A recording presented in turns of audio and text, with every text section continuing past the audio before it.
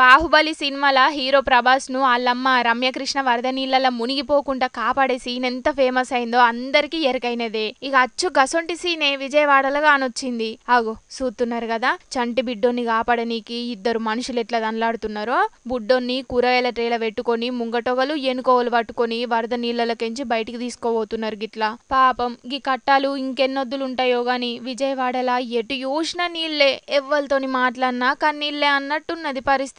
Krishnamma శాంతించి జరంత public ను పైలంగుంచాలని పూజలు చేస్తున్నారు చాలా మంది. గిది చూసినోళ్ళు. ఇగి ముచ్చట ఇట్లుంటే మెదక్ జిల్లా టెక్మాల్ కాడున్న గుండువాగులా ఒక మనిషి కొట్టుకపోతుంటే ఆడున్న పోలీసోళ్లు పానాలకు తెగించి గైనను కాపాడిండ్రు.